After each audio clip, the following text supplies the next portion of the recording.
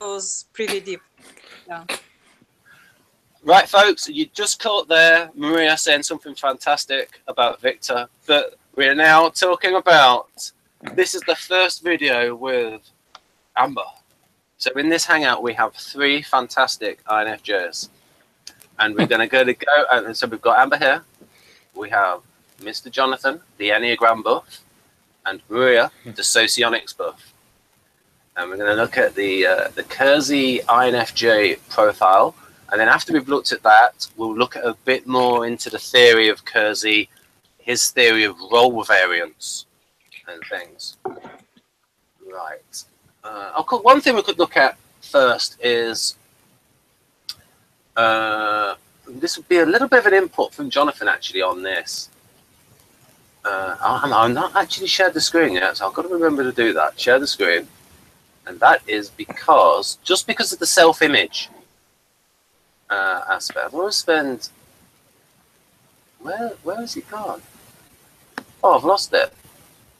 Oh, wait, I'll just, but that's the, I'll just show you in a moment, folks. I lost the table for, where's the, there's the table. Sorry, folks. Okay, so we've got here the self-image for NFs. Actually here, empathetic, benevolent, authentic. And this is shared by all NFs. Do you agree with that, Jonathan? Even when they're different Enneagram types? Generally, yeah. I mean, depending on health level and stuff, obviously. Yeah. So, and of course, and this is why it's good to like know Enneagram in conjunction with KEIRSEY temperament, because it just sort of like gives extra nuances to it. And so now we'll go to the build.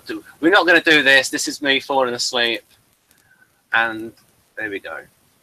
Despicable. Despicable. Alpha vetoed. Not Alpha. I mean, Jonathan vetoed the joke I was going to do at the beginning as just basic Alpha humor. And so we're not doing it. Right, so what we got here? Oh, we've got some notes here on... right, we'll go for the profile and we'll have a look at some of the notes.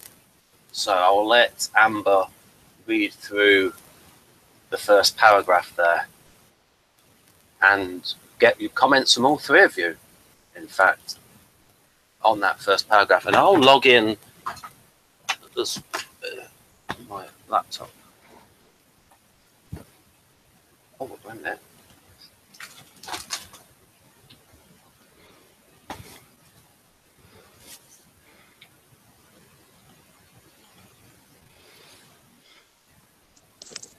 INFJs are scarce. Come on. I have like 2 next door neighbors who are INFJ.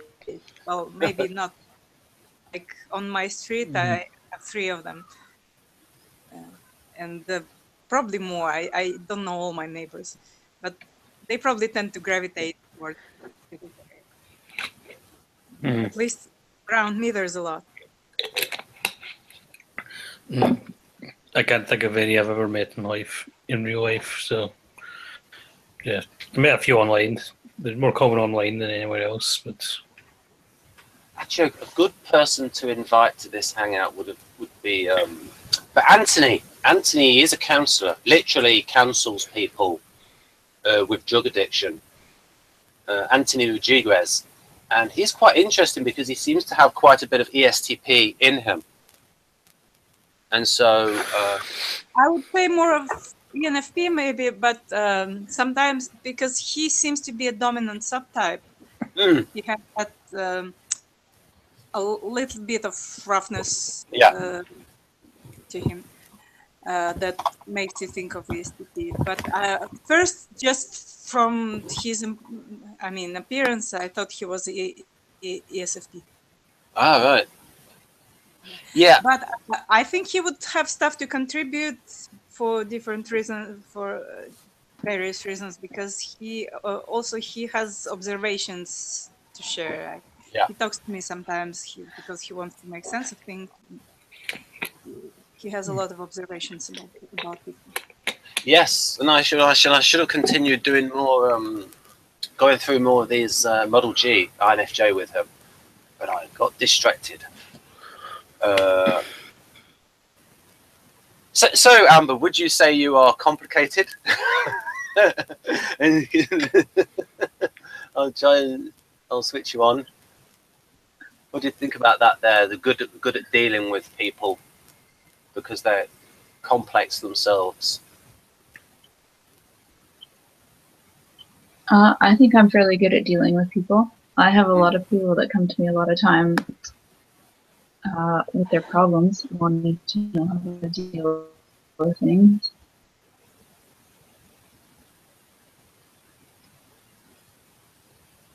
Situations. Right. I've put a little note there about this is.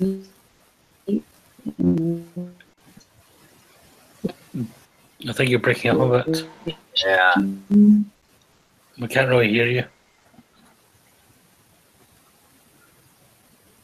Yeah. Okay, we're breaking up a little. So, Jonathan, would you like? Oh, you're back now. Yeah. I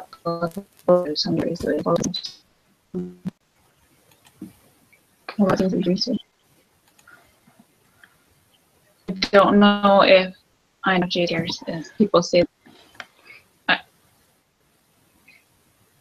We can't really hear you. Oh, you need me to try and talk louder? No, I mean your connection isn't very good. Yeah, but you're better now. You're a little bit. Yeah. You're better now.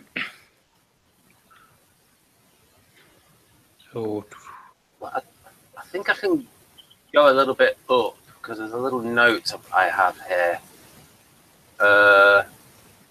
Oh yes, he says in the INFP profile, but for contrast, end of paragraph 6, they tend to see things either as black or white. That's KEIRSEY on INFP. And then this bit at the top, what am I referring to there? Right, this bit here, I've got this green line where I've said here, sounds FINE or NIFE, but KEIRSEY's healer profile really does sound INFP, e.g. their fervent aim to bring peace to the world and wholeness to themselves and loved ones. And so, depends on the INFP. Yeah. I mean, I know some who would know. Anyone's close to you, Jonathan? Such as no comment. No comment. No comment. He might watch the video. I did watch the video, but still. Right. So we have this next paragraph here. So, do you think that's generally true? I'll ask Jonathan, and then Amber can put her 2 cents in about that. Which next paragraph is? It's paragraph 2, the one that's it's just like the purple sausage, where it sort of like does NFs in general. Like all idealists, they want to end up with the humanities. Is that what you mean? Yeah, it's basically the whole of that section. Like, Okay. do like where he's talking about NFs in general. Okay. Do you think that rings true? I'd say the general trend, yeah, but you always find NFs are in the sciences and NTs are into the arts and so on. So, but I suppose a general trend, even when they are into sciences, they'll have a talent for the humanities. I would say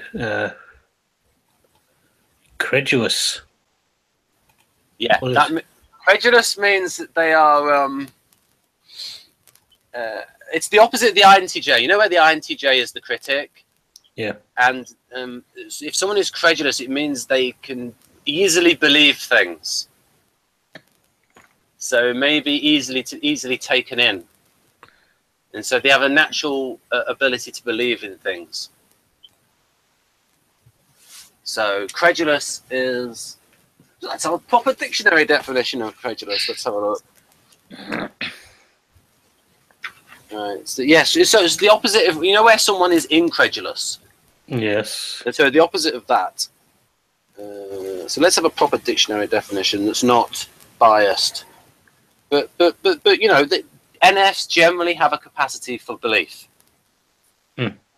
And credulous, too ready to believe things. Synonyms: gullible, naive, easily taken in, impressionable. Now, impressionable's true.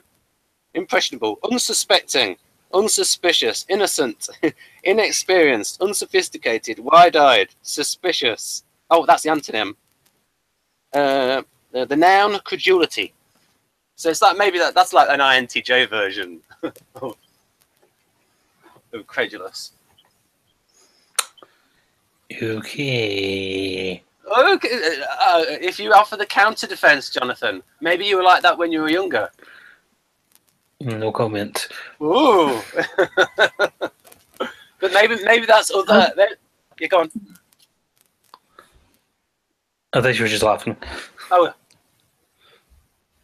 No, I was gonna say that I called myself like naive and some of that stuff a lot when I was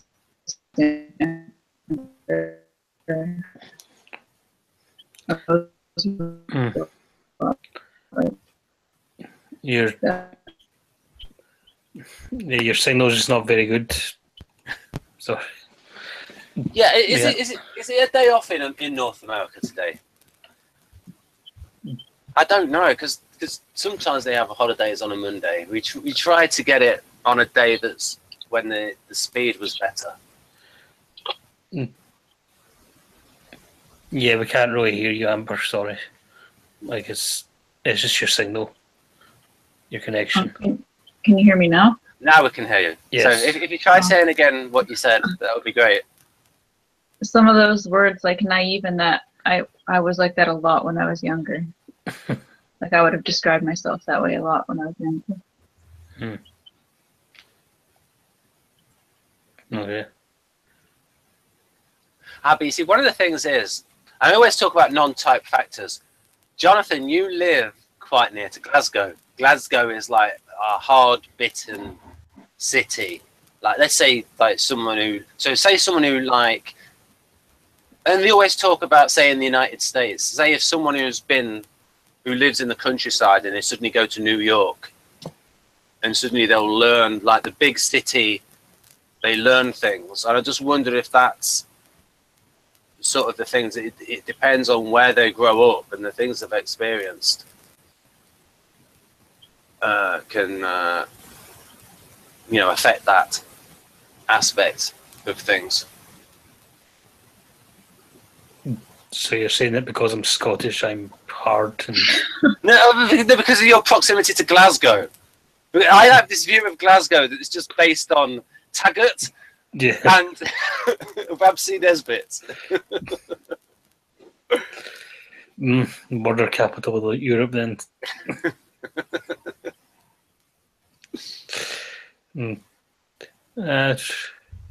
But it is true. So, for example, New York. I mean, the idea of New York is that what people say about people who are, what New Yorkers think that people who come to New York are naive and that they're going to be eaten alive and people are going to con them and stuff. Whereas people who have grown up in New York or London or in certain other areas, they know.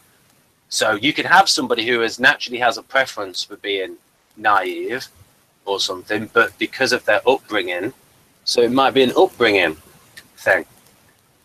I would say that there's like one thing is being naive and one thing is being credulous. Another thing is being credulous, because I think control and has something about it that makes the person both,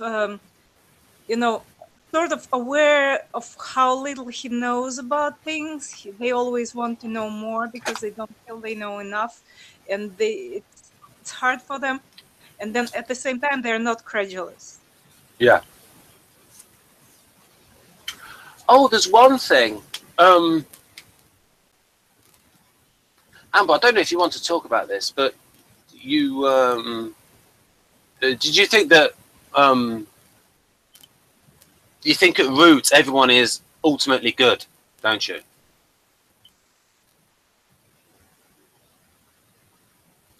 Oh, you've gone off. Oh, your sound's gone. Can I put? Oh, you're back. What are you asking? I was asking because at root you think everyone's ultimately good, and that's like INFJ Yeah. being really positivist. I think everyone's inherently good. Yeah.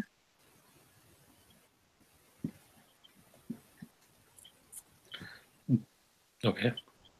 What are your views on that, Jonathan? Given your proximity to Glasgow. But I said that because I think everyone's born inherently good. Right. If someone is a bad person, things happened in their life and they experienced Right. things that made them that way, but they are inherently good. Right. I don't know if I could say good because firstly, of course, I don't know everyone, but people I have met, they seem to be. It seems like the difficult stuff about them and bad stuff about them, it seems like a sort of a trauma that could have happened to me. And thus I sort of see everybody as what could have become of me if I had their circumstances.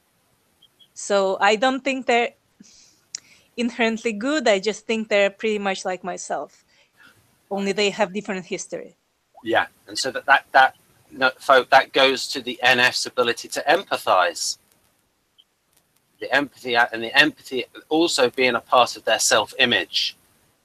NFs being good at empathy and also being proud of being good at empathy as well, or part of their self-image. So they see themselves as being empathetic. Right. Well, I cannot fix I cannot fix a car, or do I cannot do calculus anymore. So there has to be something I can be proud of, Right. Benevolent, authentic, hot and enthusiastic, trust intuition, yearn for romance, seek identity, prize recognition, aspire to the wisdom of the sage. Intellectually, they are prone to practice diplomacy far more than strategy, logistics, and especially tactics. Right. Actually, this is about the right time to bring it in. I can actually bring in this aspect because we've not covered this before, and this is something I've looked at recently. Is I can actually look at I can actually bring in diplomacy. Right. I did these scans on the diplomatic intellect, and I'll let people take that in. So you've taken that in. I'll just hold that there, and then I will go through it on the other scans, and then I'll move it down. And feel free to comment.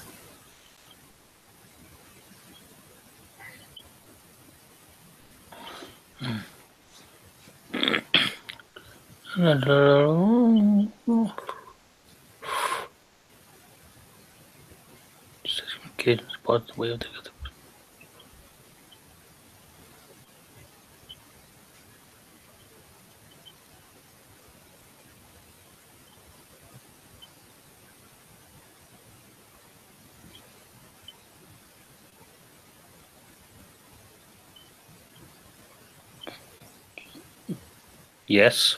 Okay. Just.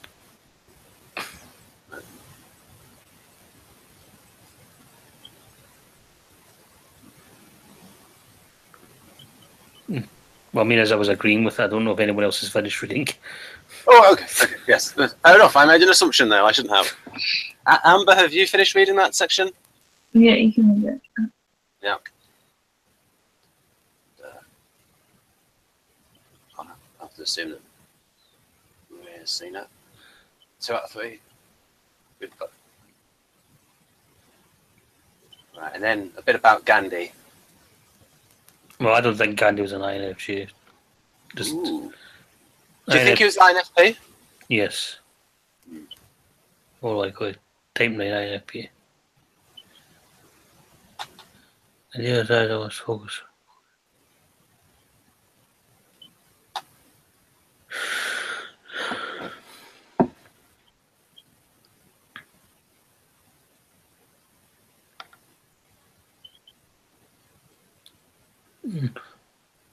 What do you think Eleanor Roosevelt was?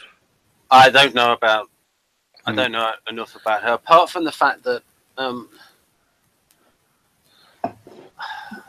don't know. It's just that they came from that tradition of progressivism, and there's a lot of context that needs to be looked at, and it's better. You're in a better position to judge her type. I don't know much about it, but I do know that Franklin's usually typed as ESTP. So I'm just wondering if that was like duality or something. I mean, I can buy her being an NF or an SJ. I mean, but it's like, yeah.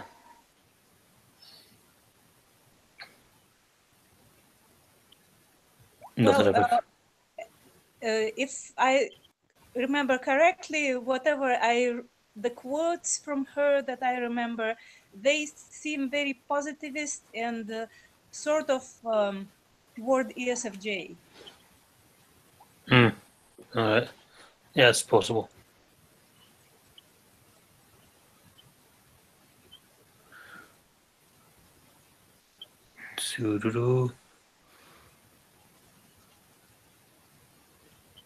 I gotta say, that is a good speech there. That is a good speech. Yeah.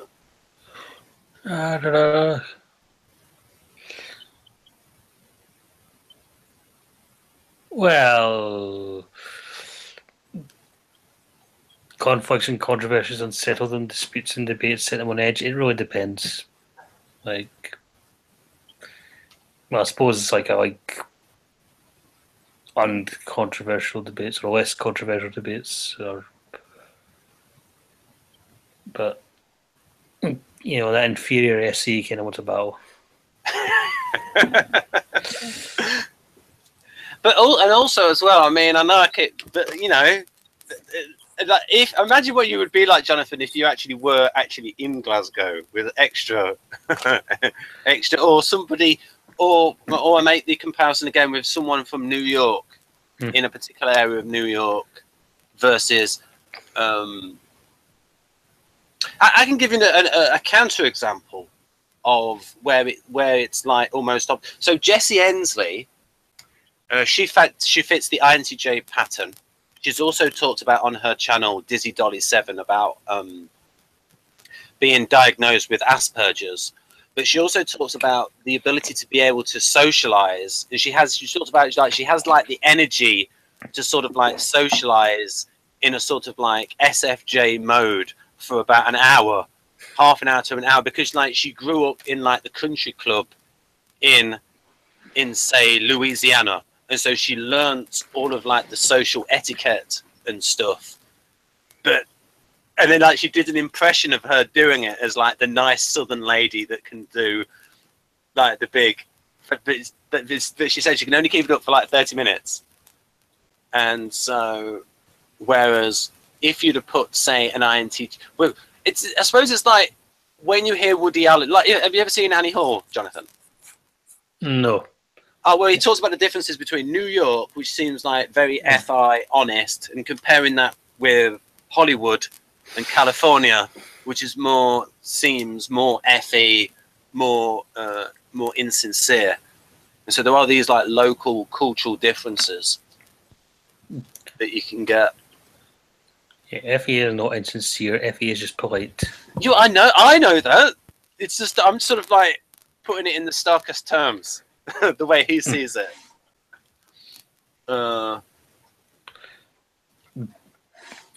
Maybe if it means row FE or tertiary FE. Right, so what we got next? Then we start getting in. Ah, this is a good bit. Interest, practice, skill. Hopefully that's big enough for folks.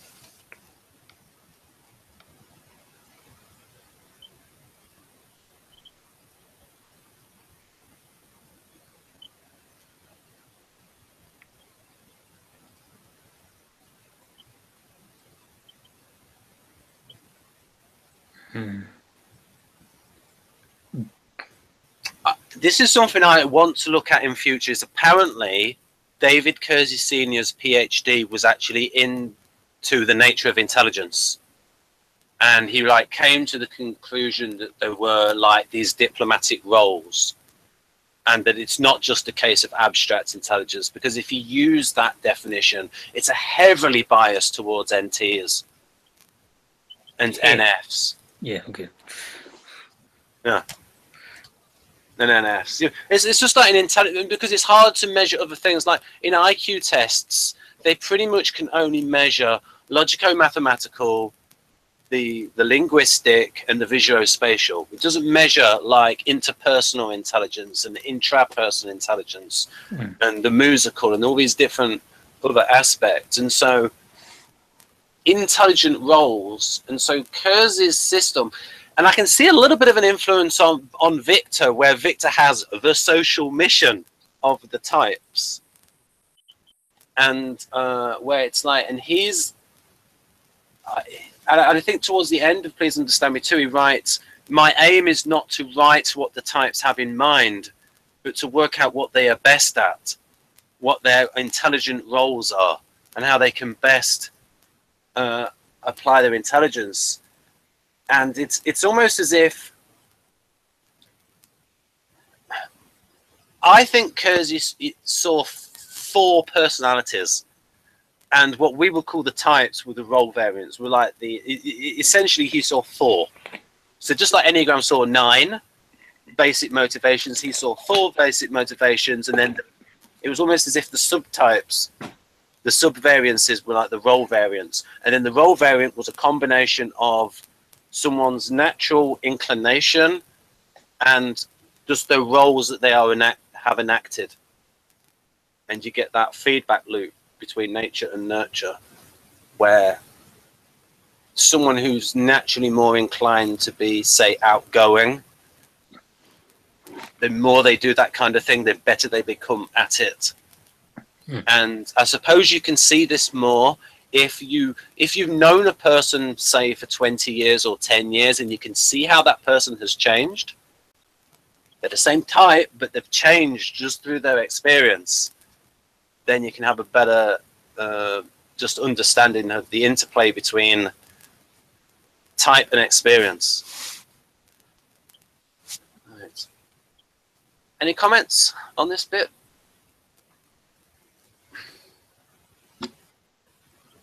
Right, okay, I'll just move it up a touch before we get. This is just general role variant theory stuff from Kersey.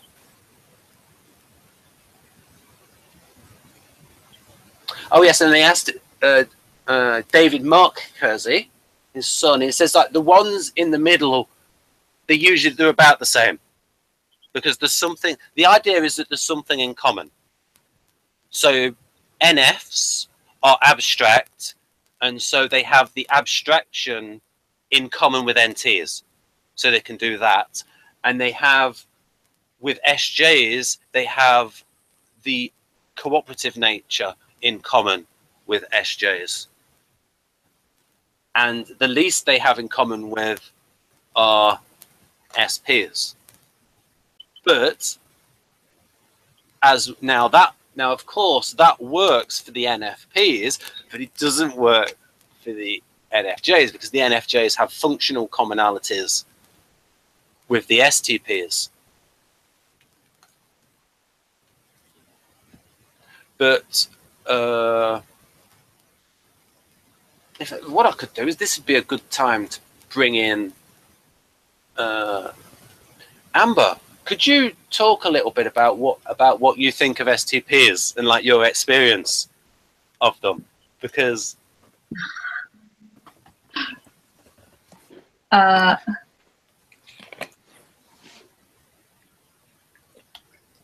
I find to be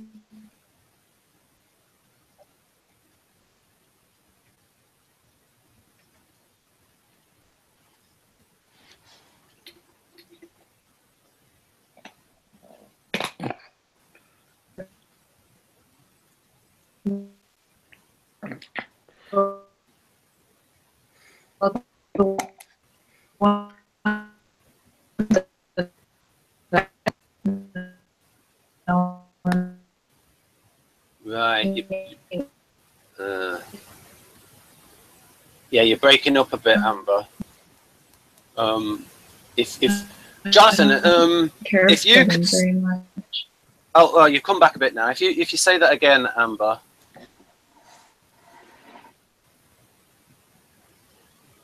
She froze. Yeah, I think she frozen. Yeah. Yeah, I think so. It might be a case of. Oh, she's back. Oh, she's back. So, Amber, if you Maybe say what you think of STPs, and We never heard you, so. yeah,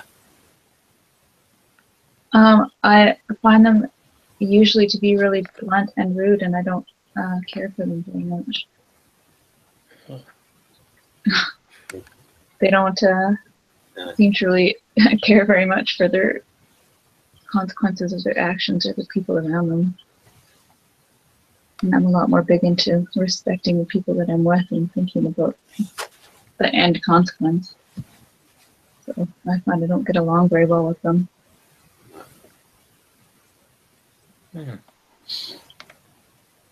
now, It really depends on the level you communicate with them, because on the social level, actually duals are very critical of one another. They just cannot understand how this person can function. But on an intellectual level, they may be very useful for one another and kind of give each other a fresh perspective. So I have a lot of fascination with all the PI types, all four of them, because they seem to have a way with new terminology or naming things.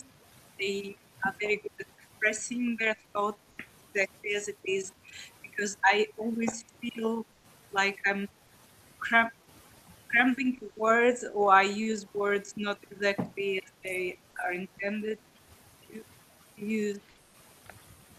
So I feel a little bit tongue-tied, and I sense this as a weakness. And they are very, all TI types are very creative and very generous with words.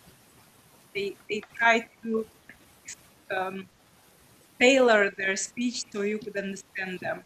Unlike, for instance, INFP or ISFP, who would sometimes kind of take advantage of you, or use words that you don't understand and bring you down.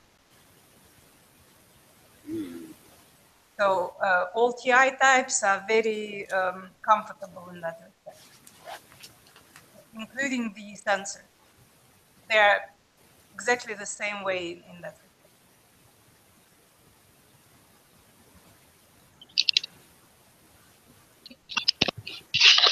Maria, do you think it's a case that it's your experience of STP is being drawn towards like the more, it's like the developed kind of STPs? It's like if you're looking at like Enneagram type 8, where it's like when they're like really well developed and just like nicer people, and like they have more like of those of like, it's more like the heroic qualities that is it that kind of STP that you're drawn to? Whereas the way Victor and I see them, it's like we're a little bit wary of the STPs.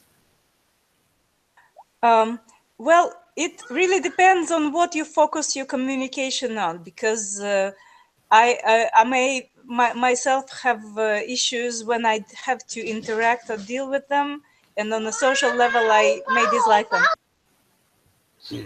Right.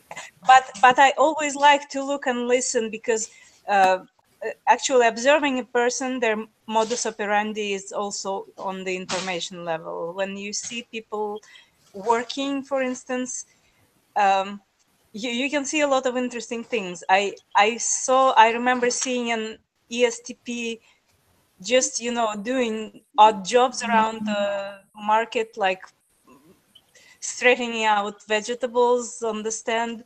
And the way they do it, it's like, you know, a surgeon works on tissues very carefully. Oh, Maria, do you agree with the view that EJR&D once said that a lot of surgeons are ESTPs? Do you agree with that? Yes, I think there's a lot of ESTP surgeons, maybe somewhat more so than ESFP, for instance. But all management SE tend to work in like surgery or traumatology or pathology, somewhere where you need very good eye and eye-hand coordination, stuff like that. Yeah, and not just that, it's the pressure, the immense pressure. Yes, actually, when I asked an ESTP why he became a surgeon, he said that you need a very quick mind to do surgery, and he. Yeah. Right, and it's also why you get some of these tales of like, well, I've got to say it, some surgeons having a god complex. So maybe there's a little bit of a, you know, where you get the good side, bad side of the ESTP. And it's also, it goes to, there was that wonderful series by Dr. Kevin, oh, his name escapes me. He wrote The Good Psychopath, and he gave examples of the psychopathic scale. And he said how actually a lot of surgeons would score highly on that scale. And really what it was is just an extroverted sensing scale. And it was like with different degrees of, and it showed how James Bond would score highly on the psychopathic scale. But really, it's just like the extroverted. Dr. Kevin Dutton. Kevin Dutton. Yeah. Yeah. Well, if you deal with matters of life and death on a regular basis, it kind of numbs you a little bit, and you have a natural advantage if you're naturally numb. Yeah. So what he did, Maria, was, and everyone, that he did Psychopath Night on Channel 4, a channel in the UK, and he had a huge questionnaire, and he found out that those people that scored highest on the psychopathic spectrum were the ones most likely to do a bungee jump. And then he interviewed these two women who scored lowest, and it was like INFP. They looked completely INFP glasses. They asked them if they do the bungee jump, and they were like, no way. And so it was like, but the top two was like it was a woman of I would say Indian subcontinent extraction, and a man, and it was like they displayed the qualities of like being just calm under pressure, being such an important trait. See, the INFP I'm thinking of, I think he would do a bungee jump. Like, do you think I would do a bungee jump? Well, you never know with that suggestive extroverted sensing. It is possible. Yeah. No, Hannah. What exactly is bungee jumping? You don't know what bungee jumping is? Bungee jumping is when you tie a rope to your feet and you jump off a wall. Well, it's more of a big elastic band so that you spring back, not just a rope. Yeah. And you have to sign a form, you know, in case you die or anything goes wrong. So that's a little big flashing red light for me. So we've had. Also, what we can say is Maria's father is ESTP. He fits that pattern, and she likes her father. So, Jonathan, why do you like ESTPs? Even though apparently they're completely different from NFs. They're not abstract in their language, and they're not cooperative. So, why do you like them? Well, I'm not sure of any ESTPs that I know. I mean, I think of some that I probably knew years ago, and I don't know, just kind of comfortable around them in terms of, or a bit jealous of their skill and physicality and stuff. And it was a martial arts club I'm thinking of, lots of SPs there, and I wasn't very good at it. But I liked just I don't know, I just generally got on well with them. Yeah.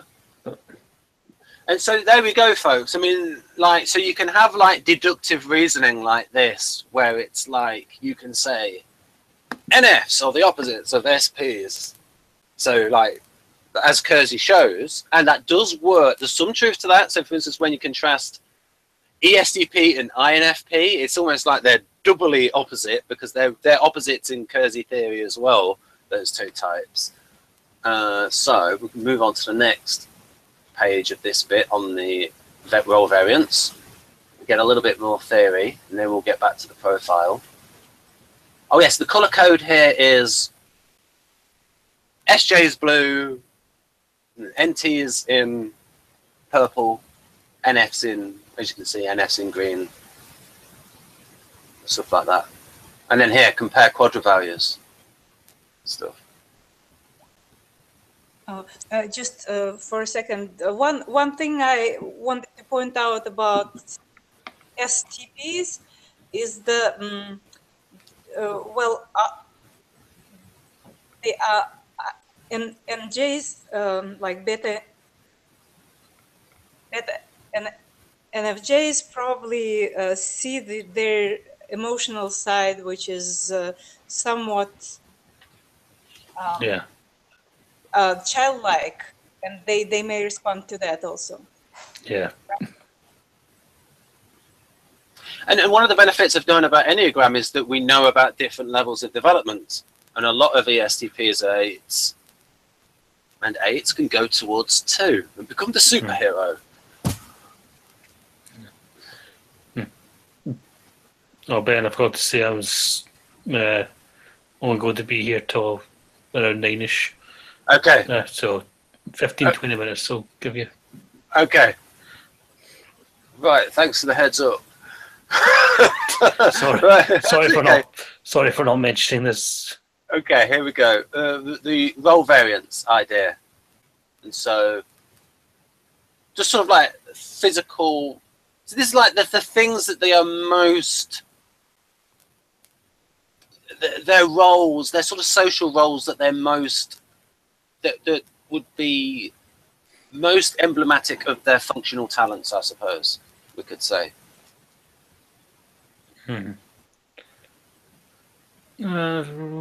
Mentor, well, that's my tri-type. Educating, developing, guiding. What?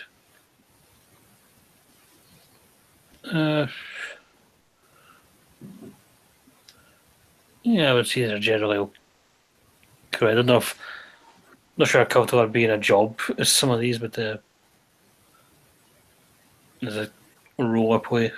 Yeah, exactly. I mean, people can just play these roles just naturally, even if it's not professionally.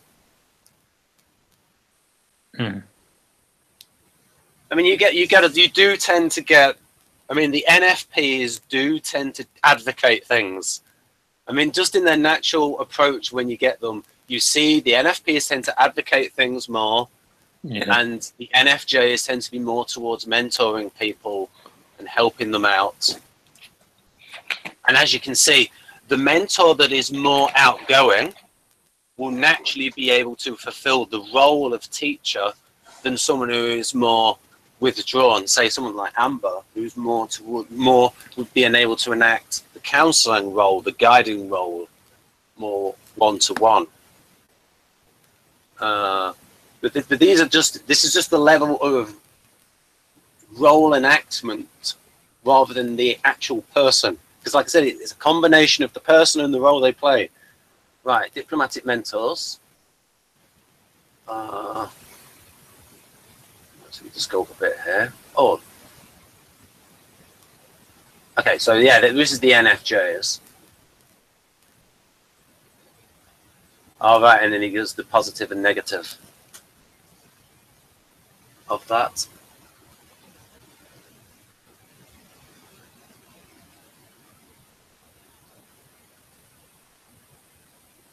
And of course, the mentors correlate somewhat with beta quadra values, and the mediators correlate somewhat with delta quadra values.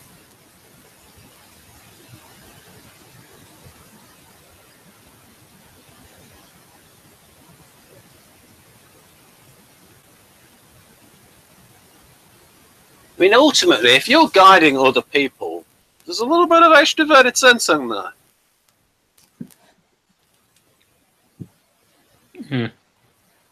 If you say so. From the point of, oh, I think I know what's best for you. I see your potential. I would attribute it to extroverted feeling rather. Yeah, me too.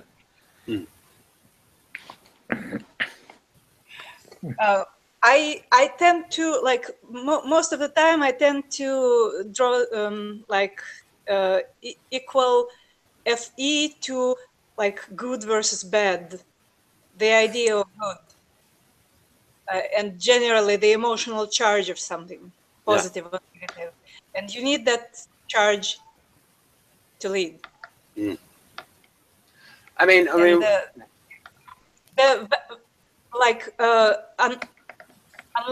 FI, which is like deeply personal, it has to do with personal values.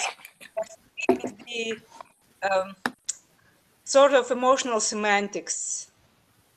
Like every phenomenon, everything has emotional charge in the society view.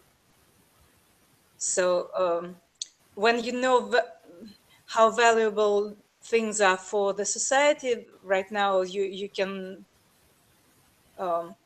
address that and, you know, lead somebody toward what is better. Yeah, I just think that's. You understand, right? Yep. So we've got hair, and there we go. Just the contrast between. Oh yeah, and I just thought that was like tandem use of FE and TI when it's talking there about the when it gave the example there of the teacher of the ENFJ. And I think even Victor calls the ENFJ. I think he calls it the mentor, the ENFJ. Oh, yes.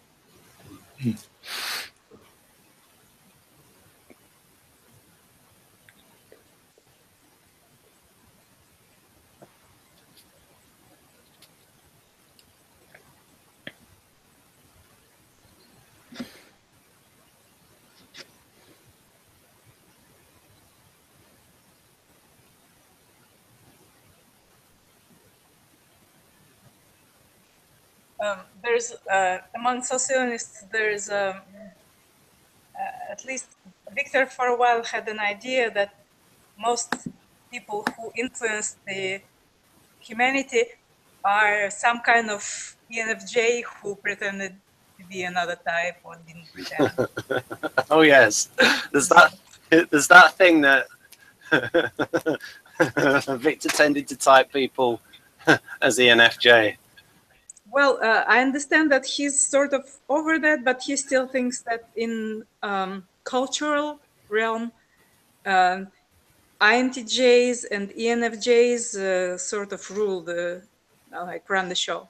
Yeah, I think maybe it's just that society, people learn to act in that way because it's like, so for example, NLP is like trying to teach people to be like Tony Robbins, who is an ENFJ, I reckon, and he's also teaching this like NLP type system of like trying to be charismatic and focusing on other people and stuff. But I won't go too much into that. We're short on time.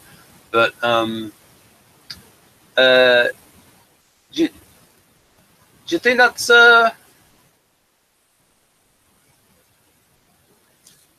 so Amber, do you connect with this bit here where it says counsellors and sort of like the description?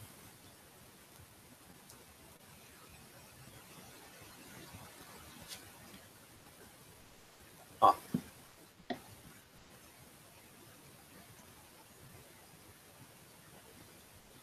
She froze. Or... I can switch it.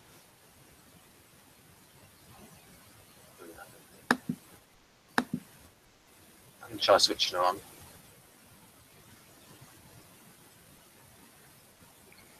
Yeah, you can use Control D to switch the mic on and off. But I'll ask you, Jonathan, what do you think about that? Do you think that's a good... It's a decent basic description. Yeah.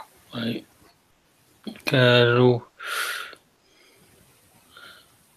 I mean, okay, I'm looking at INFJ and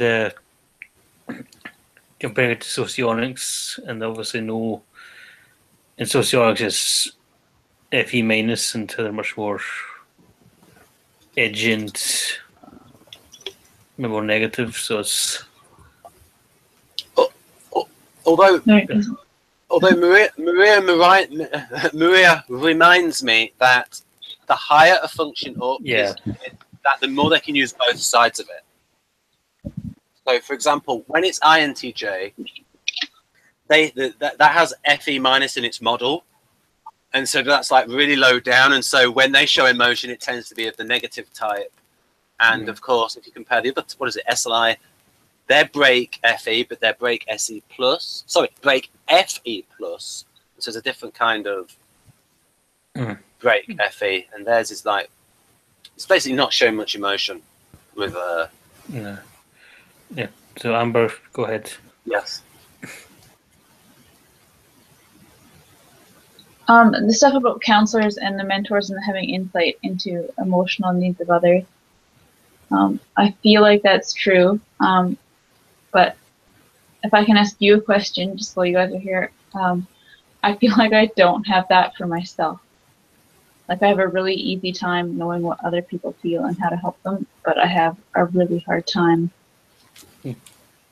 processing my own emotions and understanding them and working through them. Yeah. When I find it really easy to do that with other people. Yeah, that's extroverted. That's extroverted feeling. So FJs are more like that. FI types are usually more aware of their own feelings, and they'll relate to others by relating to themselves first. So, like, if you were an INFP, you'd be a bit more aware of how you feel, and you'd see how you try and relate to other people through how you feel or how you would feel in their position and so on. But if you're an INFJ, you're more aware of other people's feelings in general. That makes sense. Can I say something? According to socionics, there's also a difference between subtypes. For instance, if you have subtype which is low on NI, you will be less able to use both sides of it. For instance, I'm creative subtype and I'm pretty horrible at NI minus. It's about the worst thing I can do. I mean, predicting the negative or whatever you call it. It's something that other INFJs are much better, as I noticed.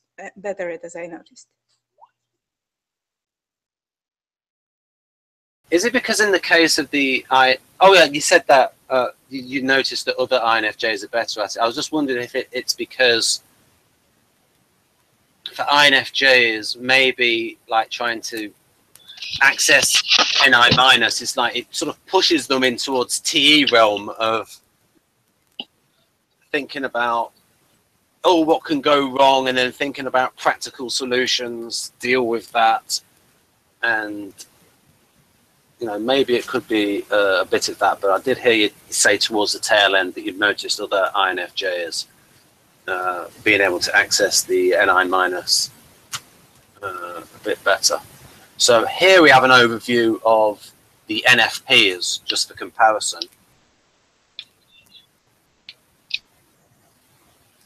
In terms of their diplomatic roles.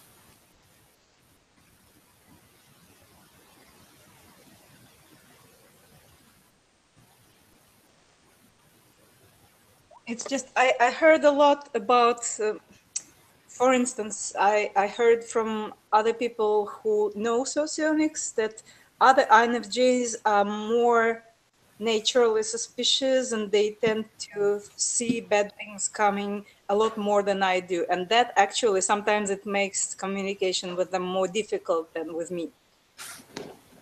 I'm sort of a more easygoing INFJ because I don't worry about all the negative stuff that may happen. I don't think.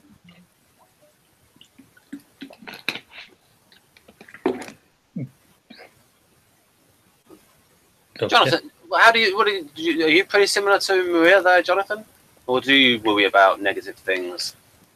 I wouldn't say I worry about things, but I tend to notice things like that, and I wouldn't say I'm just a negative. I could see the positive and the negative at times. Depends on the situation. Sometimes people make a huge deal about something I don't think is going to be that bad. Other times they are very excited or neutral about things that I think is going to be terrible or disastrous. I can't think of examples right now, but yeah, I would say that I'm quite good at predicting how things are going to go when I'm, at least when I'm given a chance to step back from it. Like I find the more involved I am, the more murky my vision becomes. But that's Is that one of those situations where that expression comes in? You can't see the forest for the trees. yeah. The more I get involved in the forest, the more trees I'll see rather than the whole thing. Yeah. Whereas if I'm, like I think if I wasn't involved in or observing so many debates in the presidential election, not just the television debates, but the debates on the internet of all the people there, I would have seen Trump's victory coming much more easily, just because of the pattern of Democrat Republican of the last few decades. Yeah, it was pretty close, and it was and the problem. Anyway, the polling has been slightly inaccurate over, but we can look at that we do a separate hangout on that. But so here, folks, I'll put FE. People are probably thinking FE with the ENFP. Well, it's an unvalued function, but it's a strong function for ENFPs. Just look at an ENFP. They express a lot of emotion. They are using FE. They are facially expressive. They're using it just like ESFPs use it.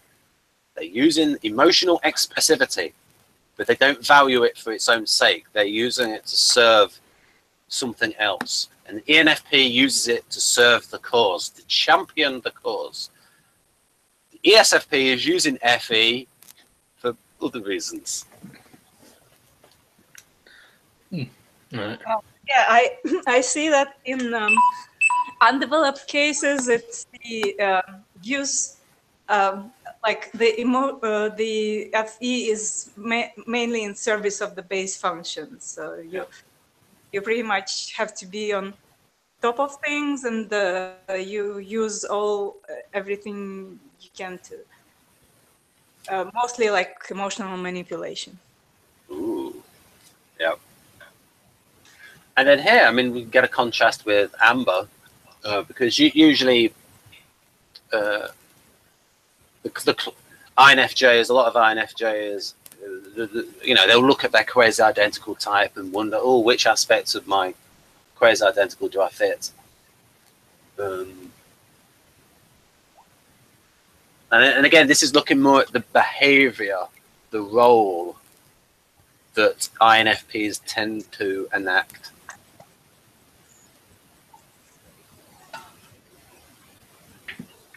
Yeah, I'm going to have to go now. Sorry. Okay, Jonathan. I'm sorry you have to go. Right. Bye bye. Goodbye. And I suppose whilst Maria is with us, I can ask her. Do you think that does fit the R function there? You know what I've highlighted in green.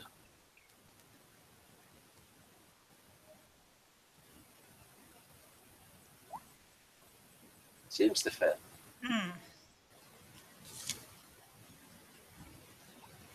Well, at least, yeah, at least they do attempt that. No.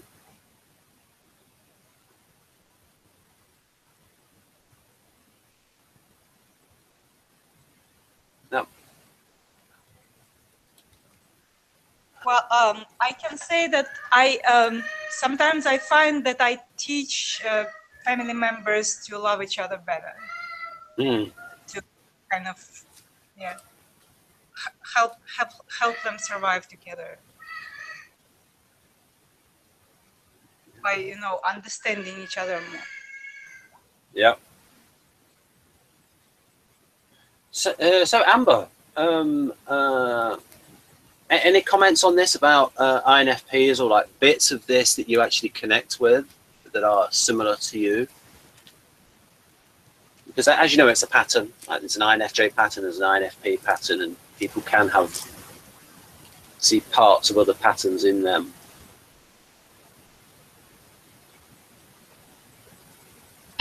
What were you asking? I couldn't hear you. Yeah, I was just asking, is there any part of this that you connect with?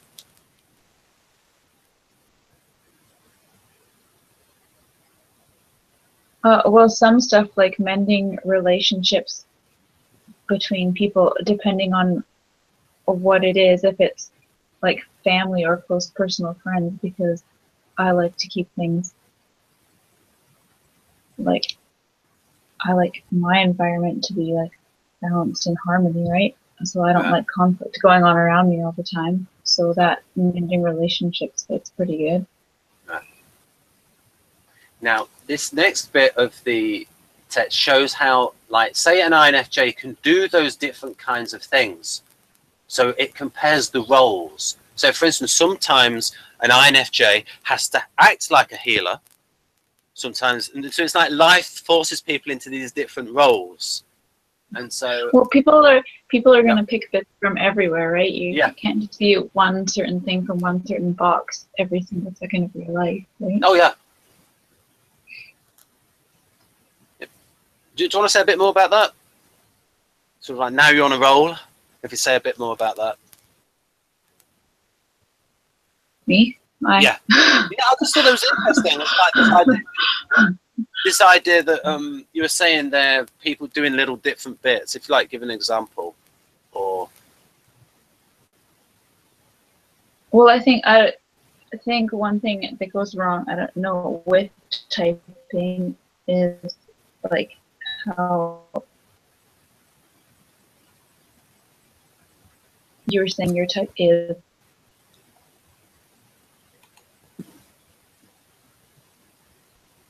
not.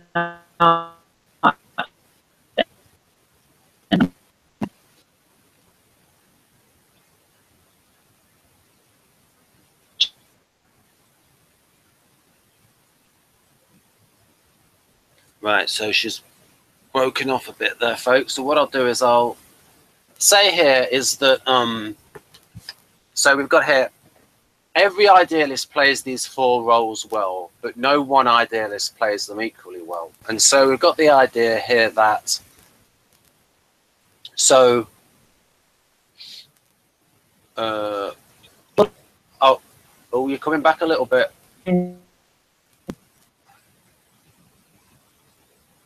What I'll do is, I actually need that bit there because it's actually getting in the way. Get rid of this bit there. Trying, but for some reason, I don't like this kind of stuff. And that way, if you're going to take something.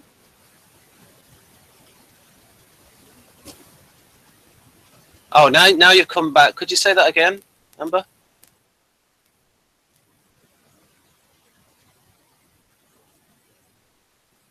Oh, I can't hear you. Let's go back to the.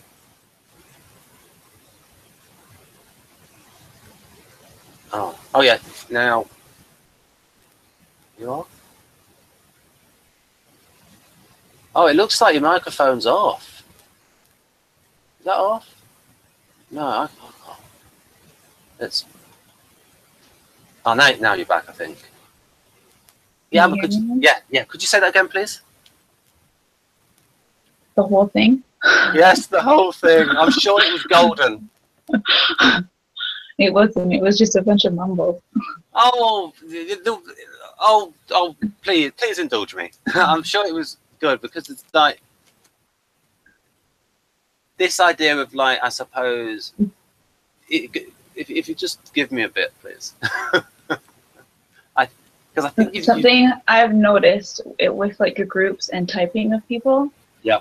Once they realize they're a type, it's like they try to mold exactly to that type. Yeah. Instead of using that type, what they can learn about that type as a tool for personal growth. Right? Yes. They try and mold themselves to that exact type, which there's no way that you can ever possibly be, and that's like the worst thing you can do for your personal growth because you can't ever fit into one box like that. Yeah, and you're always going to be pulling parts from everywhere else. Plus, your environment and all the people around you are going to have a constant impact on you too. Yeah, it's those people who are like, you can tell that they're searching for an identity, and that the type has become their identity, and it's like, you know, you're more than your type. The type is just at most, and as Dario said, it's at most it's 50% of you. It's all of these other things. You know, don't get confused between identity and achievement. It's like when somebody gets the type result, INTJ. Yes, you got the INTJ result. Well done. You know, now what can you do with it? How can you address some problems, some issues that you might have, so certain challenges? And you know, if you realize if you have certain challenges, and it's like, okay, type identify with that is a challenge for them, so I can work on it, but I can't expect to become, you know, the best at this certain thing.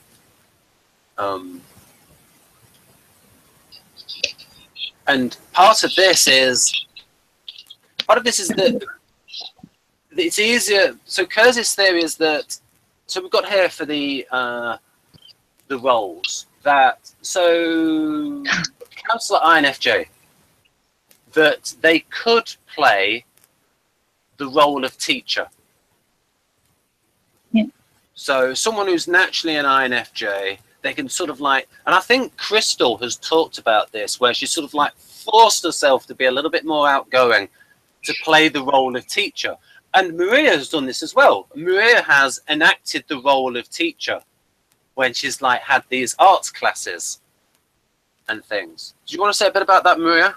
Like when you've sort of like enacted the role almost of ENFJ for an afternoon?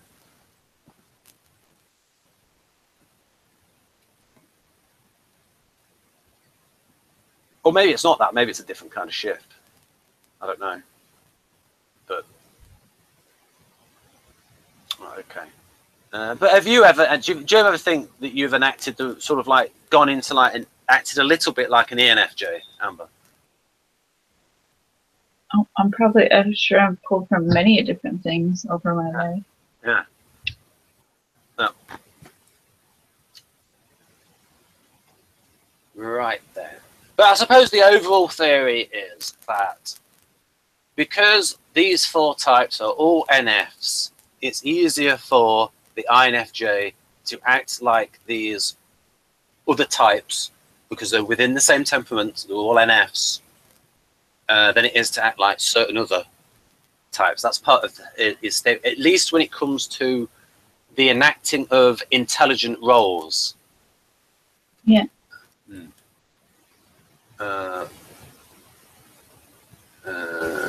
Because the NFJs are good at mentoring, the NFPs are good at mediating. They can be good at other things, but naturally, functionally, they're drawn towards those things. Oh, here we go.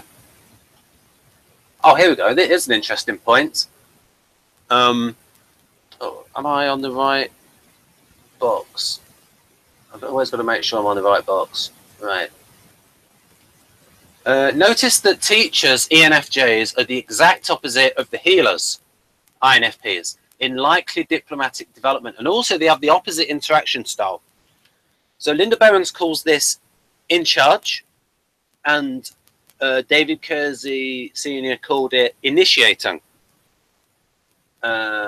Just as counsellors, so because they are directive and they're outgoing, and the INFPs are what did I call it? It's I forgot what the term is. There's directive and informing. So it's a bit like I am. It's like, oh, you could do this, you could do that, maybe. It's just a suggestion, rather than like being directive.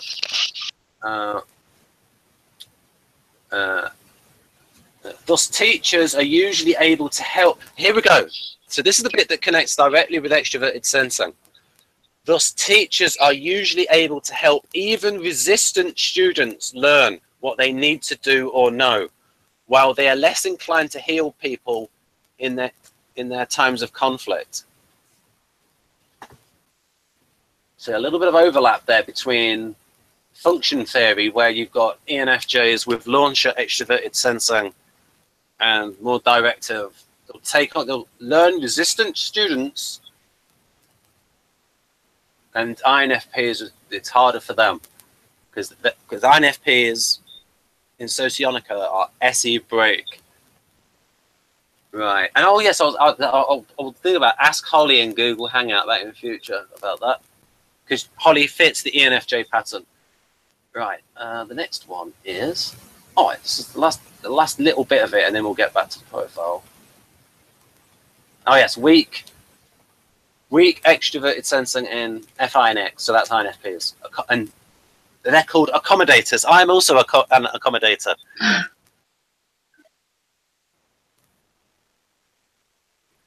Now, of course, though, with Socionics DCNH, interaction style will vary by subtype slightly.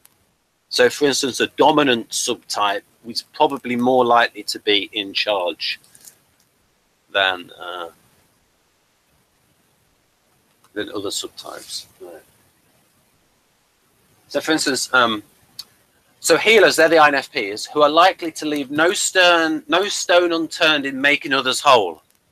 Because like what they're good at, the INFP, they want to find out about people, working one-on-one, and while being rather hesitant to take on a group of learners, especially if resistant to learning. And that makes sense. Like an ENFJ, they're more used to dealing with large groups. They have the social skills developed over many years of dealing even with resistant people, and that's harder for an INFP to do that, to suddenly go out of their shell and start acting a bit more like an ENFJ. Oh, here we go. I put there, I think the purple is NI. It's also the case that counsellors are eager to guide those in need of it for long periods of time. Again, NI is about the guiding, seeing the development, seeing the over time, and with untiring effort, but less eager to serve as a champion for someone with a burning cause. I don't know, maybe they've just not got the energy. Maybe that's an energy thing. Maybe that's an energy thing for INFJs. You just came back. I couldn't hear what you were saying.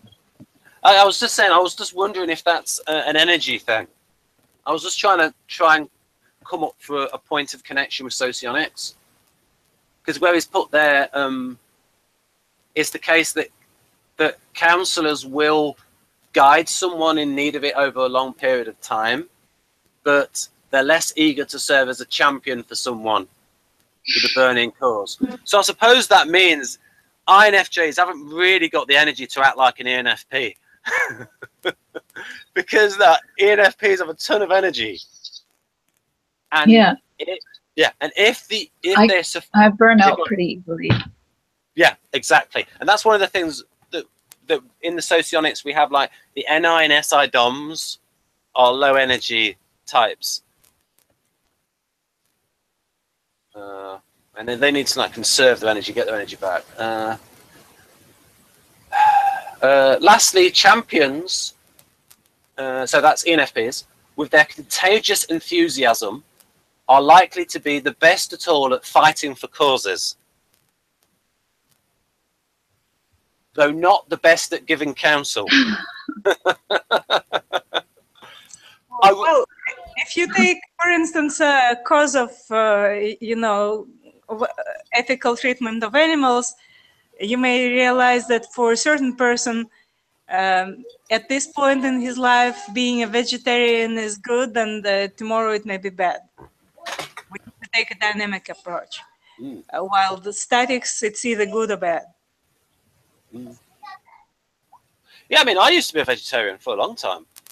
And then, you know, I found out, oh, I want to put muscle on. I need the protein. So, and actually, Hannah mentioned something similar in that she was a vegetarian for a long time, but she felt that because that she felt she was getting too thin, that she needed to eat meat, and that was a big ethical struggle for her. And we actually mentioned that in one of the hangouts I've done with Hannah. However, even with their long and short suits, idealists will tend to practice and thus will develop any one of these 4 diplomatic skills well above those of strategic, logistical, and tactical skills developed by the other temperaments. Detailed portraits of the 4 idealist role variants can be found at the end of this chapter. Yes. And we're going to go back to that now. At least back to some of it anyway. We're going to go back to... So again here, the role variants. Right. And then I will turn it on its side for... Once you've read that bit, Amber, I'll turn it on its side for the bit of the note I've put there. Right.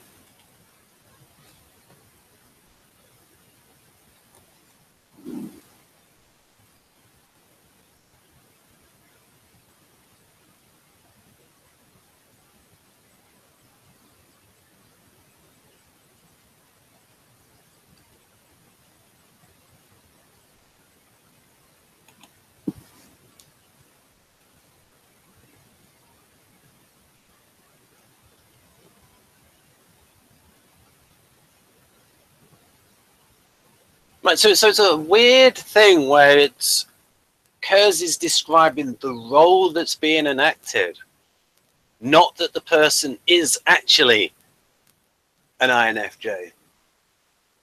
But it's like he is prepared to say that someone is an idealist, and then, or it's like someone is someone is an NT, someone is an NF, someone is an SJ, someone is an SP, because there are fundamental essential motivator patterns connected with all of those 4 temperaments, and that these are like 4 variations which come out on that, and that those 4 variations correlate with the MBTI and socionics in most cases, especially with the intuitives. They seem to correlate.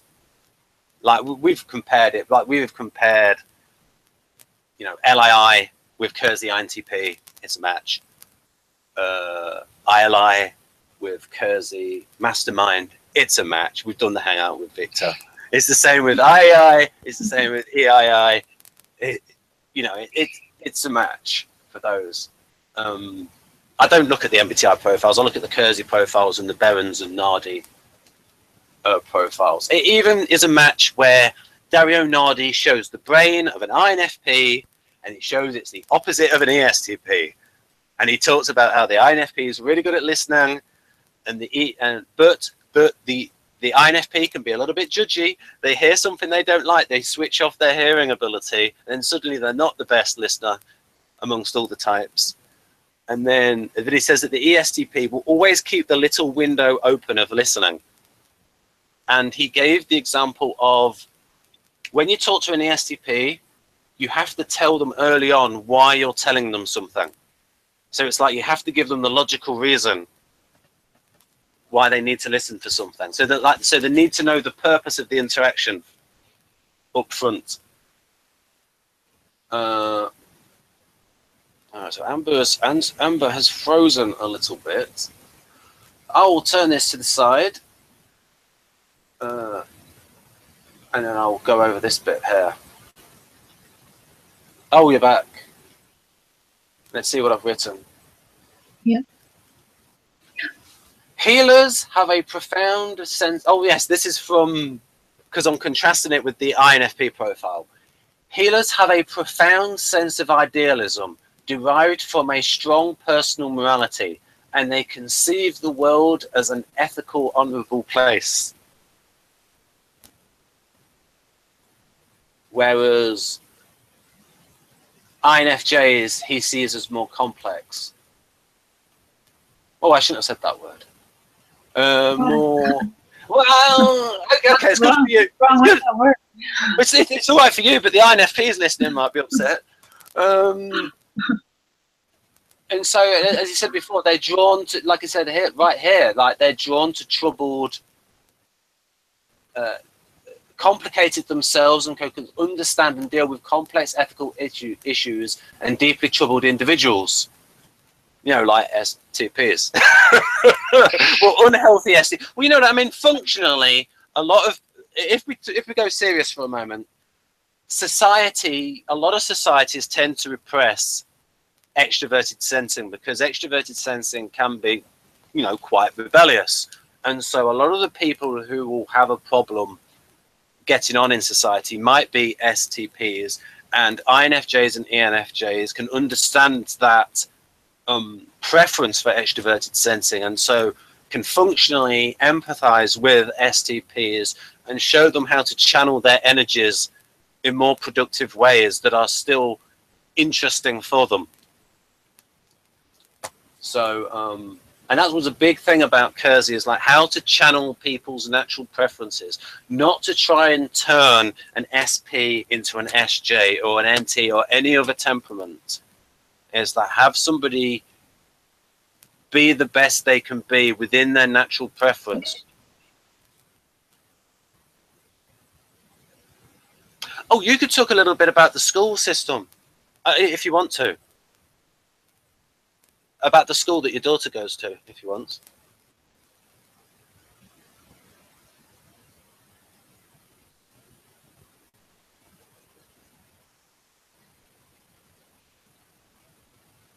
Because I think that would be a good example of Amber's preference in that school system would be good for STPs as well. Oh, this is a good point. This is, folks. This is a good point about the type of school that her daughter goes to. I'll just have to wait for her connection to clear up. Well, while I do that, I will move on to the next slide. Then at least folks can read. You can read this whilst we wait for Amber. And of course, I've marked it up with some functional comparisons.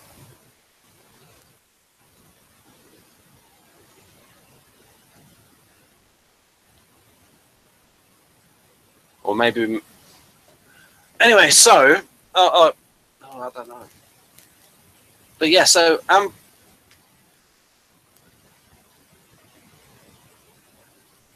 oh, hopefully she comes back. Oh. Right, okay, well, I'll look through this and see if anything needs explaining on here.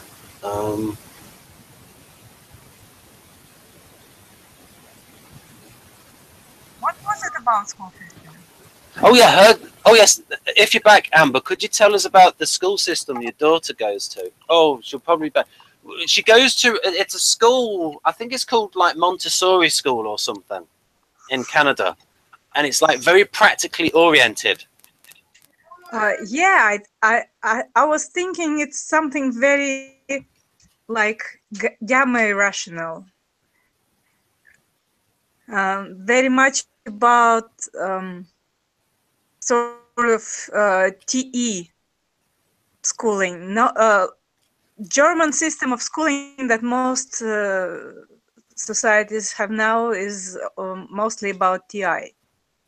Modern American education has some development toward ME, but Montessori education is a lot about SI and TE.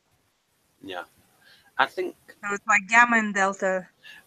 Amber gave the example. She told me about if they're teaching them like mathematics, they'll like set up a shop, and it's like the people like this is like young children under 10, like setting up a shop and selling products, and calculating the money, things like that.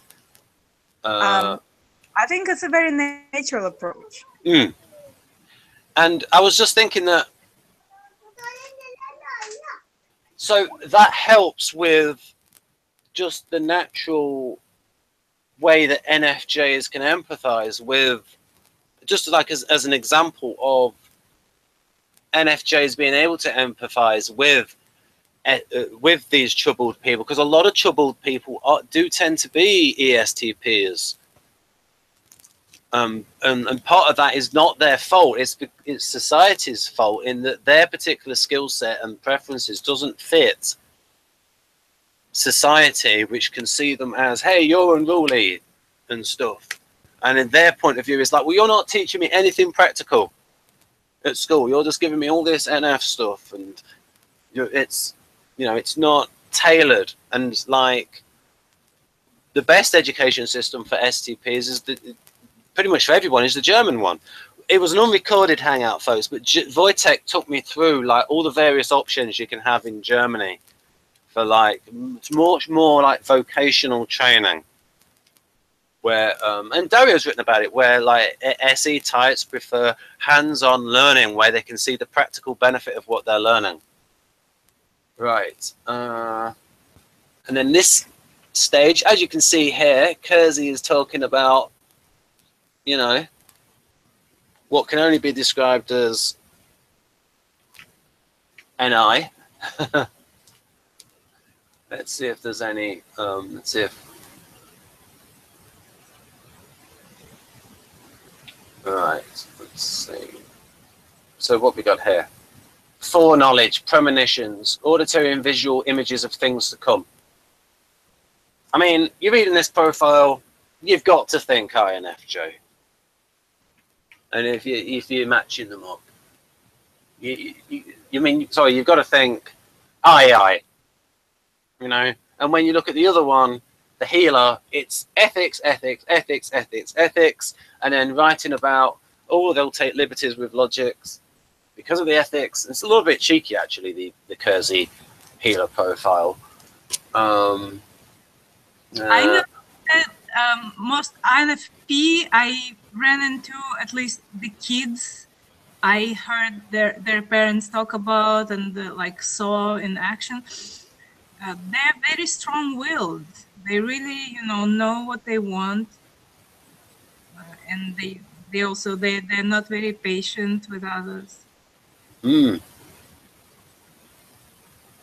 may be the the childhood shift too, but as adults, they kind of have that inside them. Yep.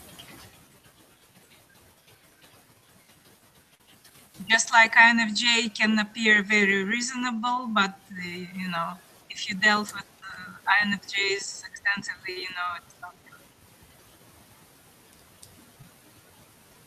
Yeah. As far as society, I think every society has integral type, which is not everybody thinks that way. Some people think it all. You cannot society don't have personality type. But to me, they have some sort of an integral type, and according to their intertype relations, every society sort of victimized certain types of people. So American society, like the UK society, and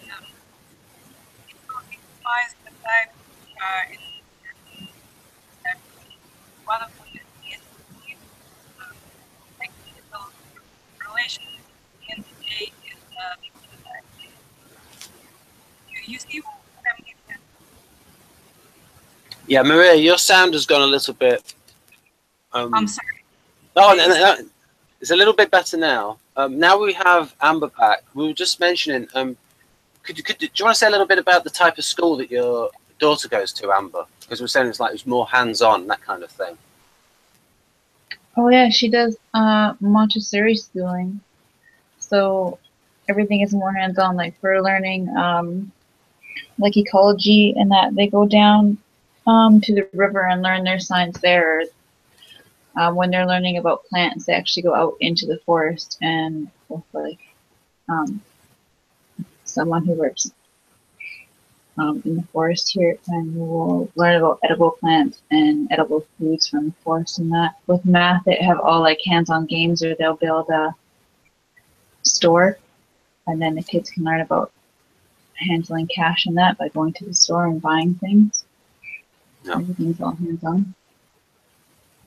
So what I was sort of saying is that, so because, I mean, you as an INFJ person, and I think you think your daughter might be a similar type as well. Yeah. And so it's like, so she obviously likes that, and like the STP is like that as well. So it's like an extra closeness in terms of a bridge of like NFJs being able to understand STPs. And so they can find it easier to work with these people who like can fall through the cracks. If you have an education system that is more monolithic, Yeah. right, for certain SPs that just like they're just bored out of their brains at school. Well, my daughter has ADD too, so that's one reason I signed her up for, because she's not going to be able to sit in the desk. Yeah. Staring at a chalkboard all day. She needs to be moving around and doing stuff. Yeah.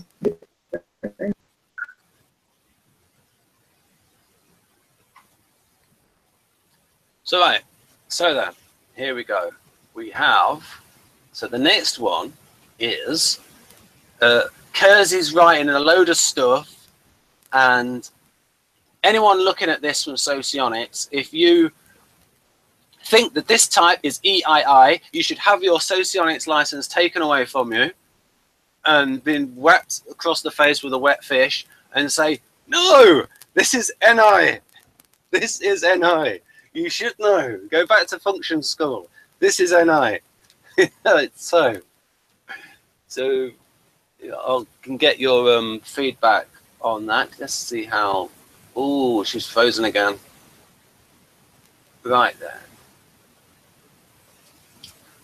So we've done this. Temporal intuition. What have I put there? Oh yeah, NI plus. Temporal intuition of the future. Right. Foreknowledge. They have the ears to the wall of history. Ah, you're back. So I'll let you read through that, Amber. And then I'll get your opinions on it.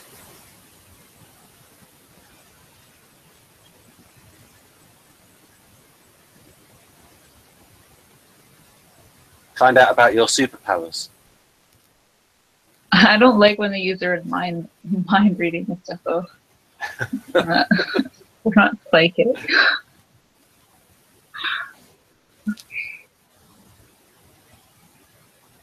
Most of that stuff is pretty true though.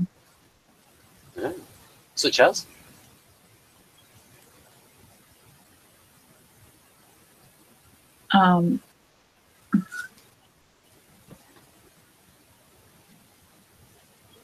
Hard to get to know. There's lots of stuff I won't tell people. There's stuff I think probably people that have known me since I was like 3 years old don't know.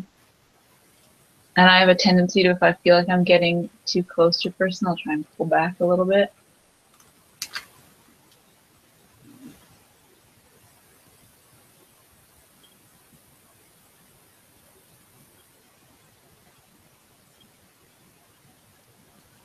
They're not reluctant to express their feelings. Their face lighting up. I can't even help it. Yes. Even if I don't want to, I can't help it. Yeah.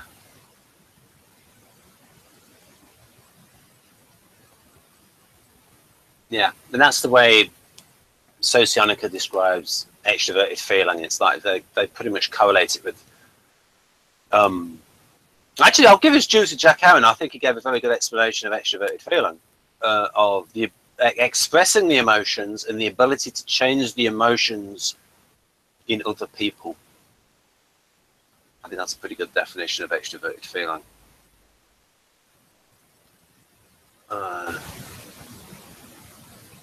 So like someone like an ESFJ and an ENFJ, they can make other people feel good. Especially if they're suggestive to that kind of thing. Right.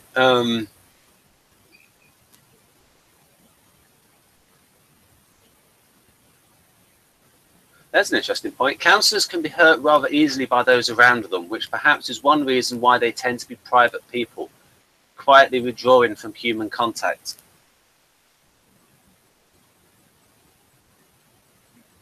Right, here we go. And then no comment on the superpowers. But have you ever had any premonitions or anything? Or maybe dreams? That things that have come true? Oh, she's frozen again. Oh well.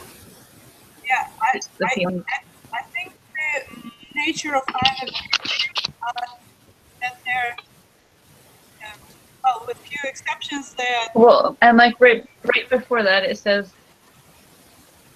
Yes, they don't include the only INFJs in the close circle. Usually a big dream which involves a lot of people, right? Amber, is that true for you? I can't hear you very well. I'm sorry, I meant to say that when it comes to INFJs and dreams that come true, it's usually, there may be some personal dreams or plans, but there are also they have an ability to dream for other people. Yeah. Oh wow! Usually, I don't talk about it with other people though, because it's just one of those things that I don't think makes sense to anyone else. Yeah, that's a bit of a weird one for me. Dream for other people. Whoa! I'm getting an insight into the NF's mind after doing psychology for 4 years. Dream for other people. It's close to having a person realize their potential. You need to first envision that potential. You see a person and you see, like, for instance, you see an absolutely horrible and despicable student in school who's always like black mouthing teacher and fellow students. And then you have that big dream about him that he will become a lawyer and make good use of his mouth.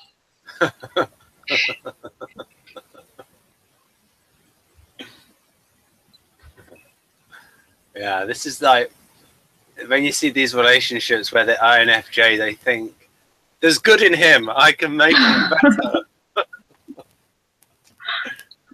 You know, and you just got to think, well, it's an ESTP.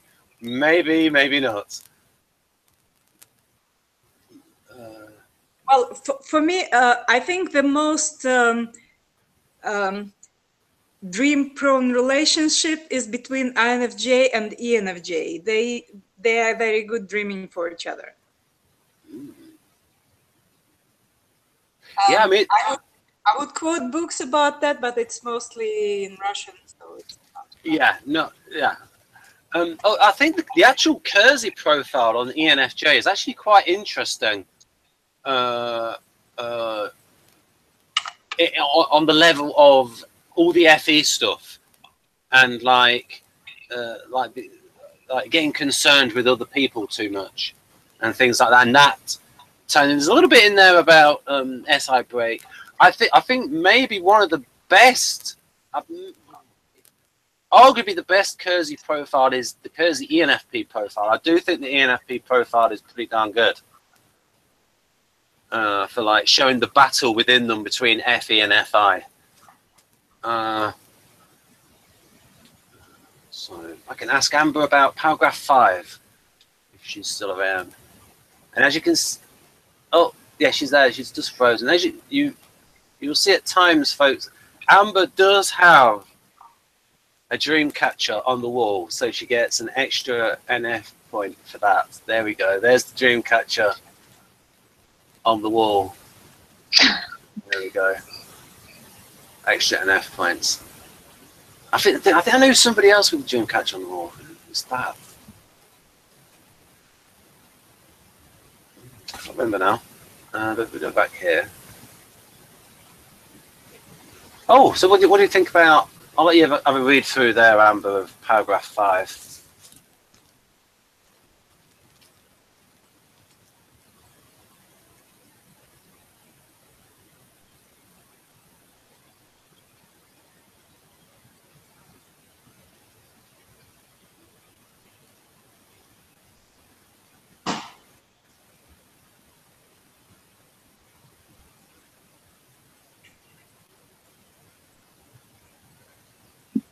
I don't know if I would describe myself as poetic or mystical.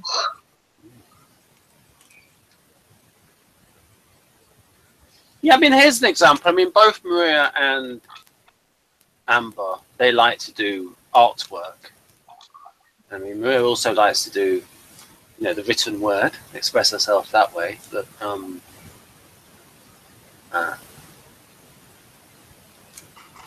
know, I do a lot better writing when I can like write down my thoughts and having to try to talk them out. yes, and I can tell your messages to me have been very good, Amber. Very well written and well expressed. Right. What have we got here? Let's see if I need to rotate this. Let's see if there are any insights here, or if it's just my nonsense. What have we got here? Oh yeah, lyric poet is what it's called in socionic, or lyric, but it's a type of poetry. And I've got here associative thinking in receptive adaptive temperament.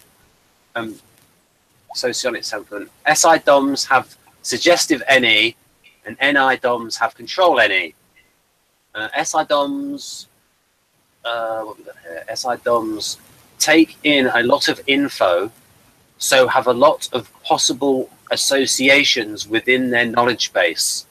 Yeah, that's a little bit from Dario, a little bit of theory there that I've sort of appropriated from Dario, because Linda Berens apparently wrote about the tandem use of NE and SI, where the more stuff you learn, the more connections you can find. And so that's one of the reasons why NE types tend to come up with a lot of ideas, is they're feeding the machine. They're feeding it all the while, because they have in order to make a connection between A and B, you need to know about B. If you just know A, you can't make that connection.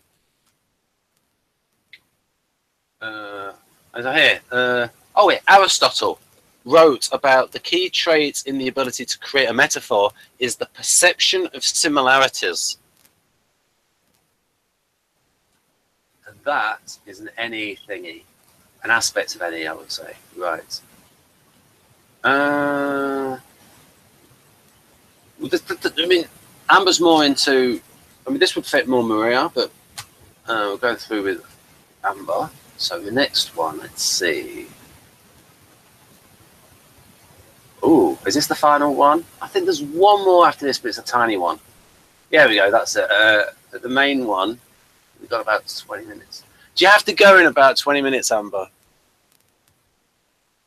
Right, we'll try and go through this. Right, so the key here, folks, is, I can't remember what FE is. So NI is in purple, SE is in faded orange. FE, the feeling stuff, is in blue. So I'll get those first 2 paragraphs there for. Actually, I'll do it to about there so you can see the. You want to get all that in. There we go. I'll let you read that and comment on it.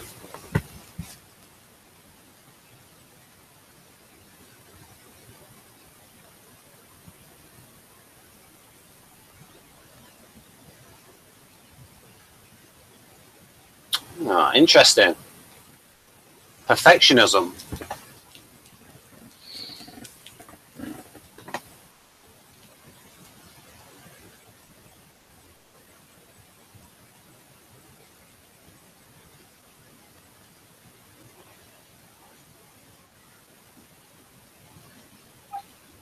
Yeah, I've read lots of stuff about INFJs being really good at like counseling and psychiatry and therapeutic counseling. That Yeah. I went to school for social work, and I could not do it because I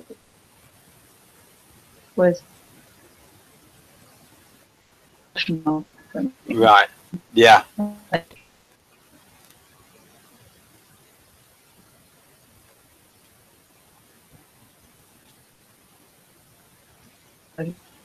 Yeah.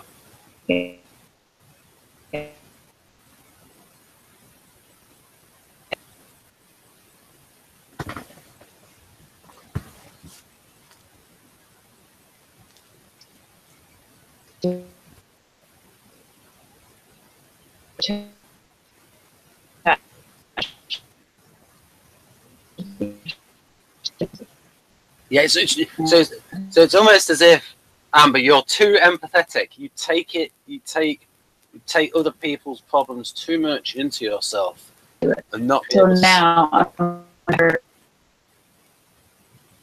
early childhood education, I'm sure, is going to send me draw emotionally to me. A lot of INFJs say they're really empathetic. I don't think they're very good at being able to balance it.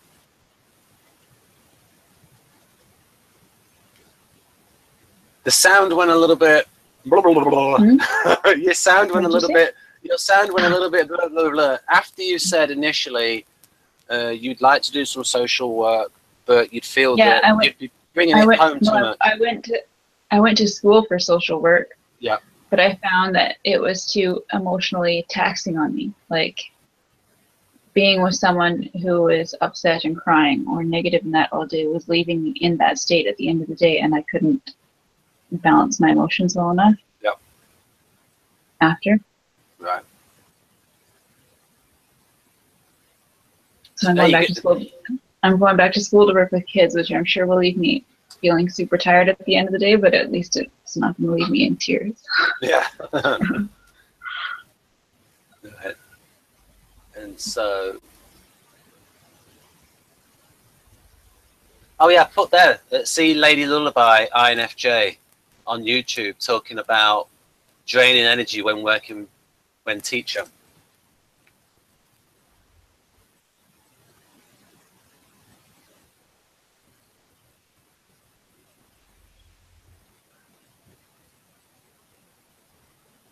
So when you've done reading that or have something to comment, go ahead, and then, or if you would like me to move on, I can move on. That's up to you. I'm never done reading that part there. Okay. Okay. I would say that actually seeing people have some sort of social issues and also like lifestyle issues gets you stuck in the zone of psychological adjustment, in which you cannot do a lot of physical work, you cannot take very good care of yourself. You need to adjust your mind to it, and then that's all you can do. Is it almost like their depression sort of, you sort of take it on board? It sucks the energy out of you.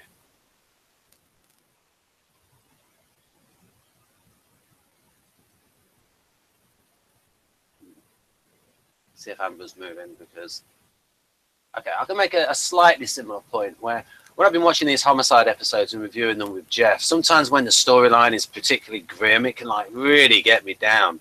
And Jeff has said that there's a character in Homicide: Life on the Street called Munch, and he is in Special Victims Unit. And Jeff has said that even that program is a little bit too much for him to watch.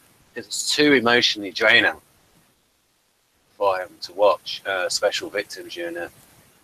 So I'm going to move up now to paragraph 8. See if we can get them all in. Demonstrate that. Paragraph 8.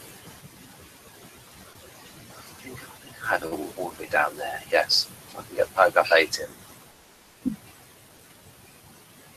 There we go.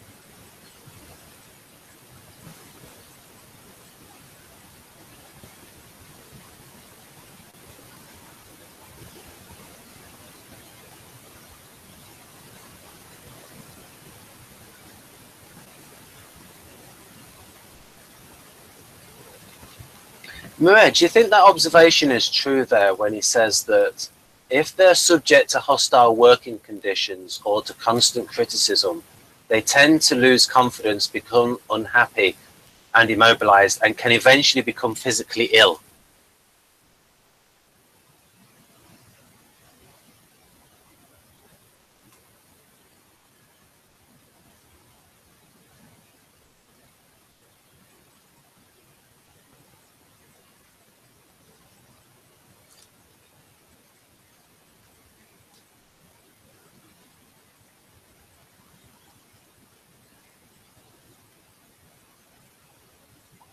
I'm sorry, I have to leave right now.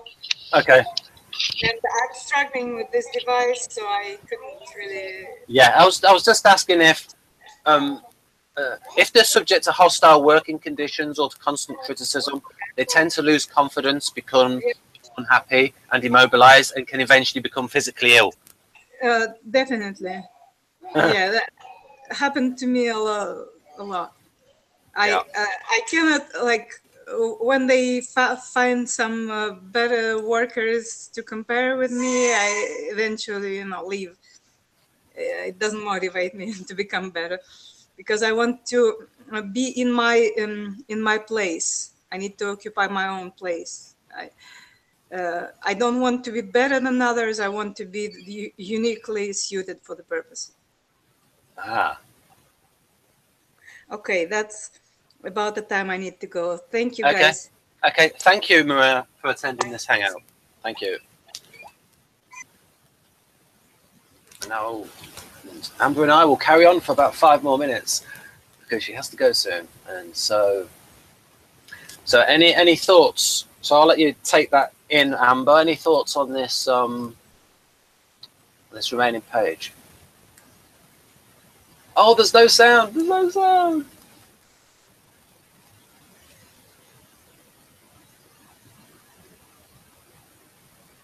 I can't hear you. How about if you press Control D, your sound might come on. Yeah, it's on now. It's on there? Yep. The part where it says want harmony in their homes and find interpersonal conflict extremely destructive to their happiness. But isn't that like most people? Yes, you would think.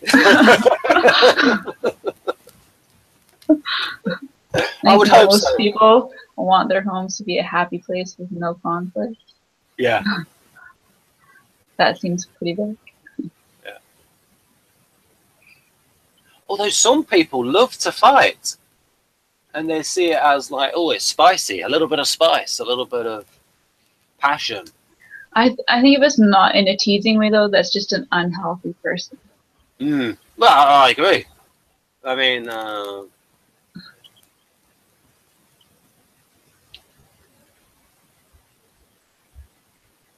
and then like all that physical kind of stuff, I think it's gonna vary from person to person. Yeah.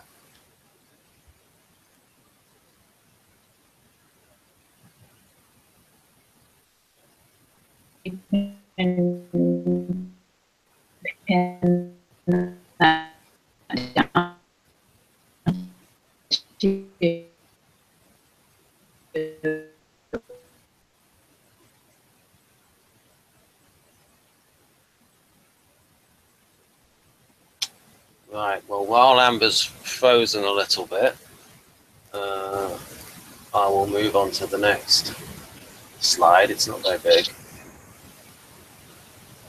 Type? Oh, sorry, what were you saying?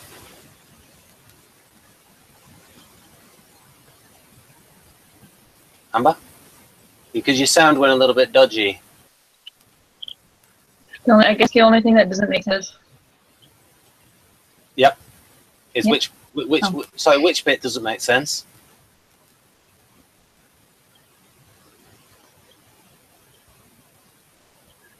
Oh, most INFJs that I know, or people that identify as INFJ, really like consistency from people. Yeah. Like that's a big thing from them. So the whole hot and cold thing doesn't make sense to me, because usually they try to give consistency to people because they want that from people, right? Yeah. And I've put here, not sure if this is the same in SHS. I suppose the theory in SHS is that with SPs, the INFJs know when an SP is attracted to them because, like, they're so blatant about it. You know, they're left in no doubt. Yeah. Yeah, and you might think, well, unfortunately, Mr. SP, I'm in no doubt that I'm not interested. Or something. So we can go to... you could also fit... here we go. This is the final slide. I think it's a little bit of compliment in there about you being exceptionally loving or something. And also unhealthy. Oh, dear. Exceptionally loving with the... While firm in discipline, they are typically concerned about comfort, physical health, and emotional well-being of both mates and children. There we go.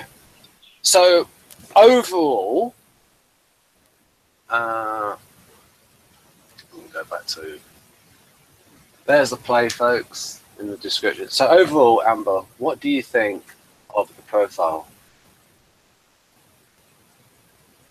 I think most of it fits pretty good. And then there's stuff about the role variants. We learnt a little bit about KEIRSEY's idea of role variants, you know, and also it's going to fit more. There's going to be a societal aspect to the ability to enact these roles. So, like I said, folks, you've got the NFJs guiding people, and so you've got guiding, which involves two functions, where you've got the NI, which is like, where you know where you're going to guide someone to, and then also the extroverted sensing, which is like where you're going to push someone towards a certain target. Because ultimately, when you're guiding someone, you are pushing someone in a certain way. You might do it in a nice way, in a subtle way. There's a little bit of push involved, in my opinion, because it's that, because you know what I mean? It's like there is the guiding there. Whereas with the NFPs, they are naturally more to, and I would say when the NFPs are more mature, they're naturally better at mediation because they can see different points of view and go beyond their subjective feeling, see different points of view and bring people together. And so they're good as therapists, as families therapists and healers, bringing people together, see things from lots of different angles, bring people together. And of course, the more intelligent INFPs will probably learn more about philosophy, lots of different angles, you know, and have INTP-ish qualities, and the better INTPs will have more INFP-ish qualities, will become rounded individuals. That's what we aim at. So then, we've got through this hangout. I've enjoyed this hangout. There's been some technical difficulties, but we've just got to power on through them. And we could finish with the climax of an example of Amber, or rather Amber's tea break, but the tea break in the INFJ. Do you want to tell the audience, Amber, about what you did for Halloween? An example of what you did.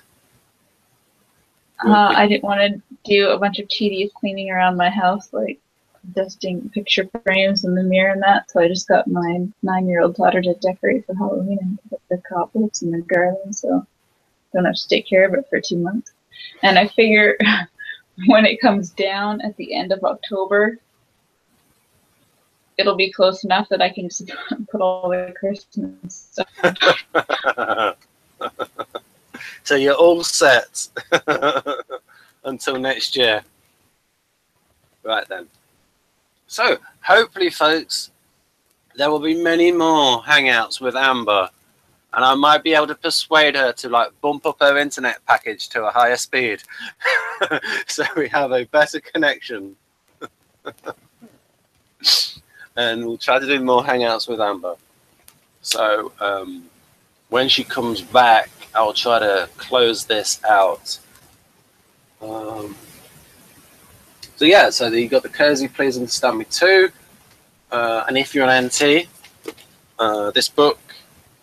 If you're an NT or you know Kersey's work very well, I suggest Personology. And I would say that this book is hard going for me. Personology can even be quite tricky for me because it's like Kersey's an INTP and he didn't really bother to like change the language to like for other types. So yeah, I was just saying to the audience that